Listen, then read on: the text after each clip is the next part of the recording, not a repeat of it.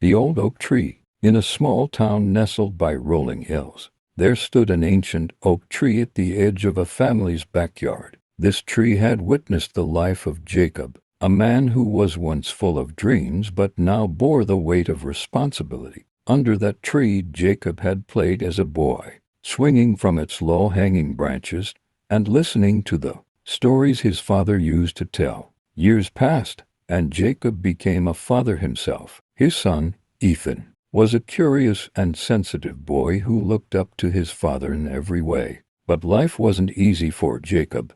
Long hours at work and the pressure of providing for his family often made him distant. Ethan, longing for the same closeness his father had once shared with his own dad, tried to bridge the gap. But Jacob, though loving, was too consumed by his own struggles. One evening, after a particularly long day, Jacob sat on the porch, his head heavy with thoughts. Ethan, holding a small paper airplane he had crafted, approached him. "Dad, can we play?" Ethan asked, his wide eyes reflecting the last rays of the setting sun. Jacob sighed and, without looking up, muttered, "Not tonight, Ethan. I'm tired." Disappointed, Ethan wandered to the oak tree, clutching the plane. He climbed up, found his favorite branch, and looked out at the horizon. He remembered the stories his grandfather used to tell him about how this very tree had been the heart of the family. As Ethan watched the wind gently sway the branches,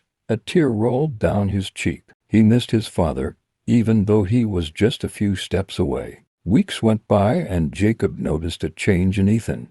The boy became quieter, retreating more to the oak tree, spending hours beneath its shade. One Saturday morning, Jacob found Ethan sitting beneath the tree, writing in a notebook. Jacob approached him. "What are you writing, son?" he asked. Ethan hesitated before handing his father the notebook. In it were letters. Letters Ethan had written to Jacob, expressing how much he missed their time together, how much he longed for them to play like they used to. Every page was filled with a child's pure, unfiltered emotion. Tears welled in Jacob's eyes as he realized the distance that had grown between them. Without a word, Jacob sat beside Ethan, wrapping an arm around his small shoulders. "I'm sorry," Jacob whispered. "I'd been so caught up in everything else.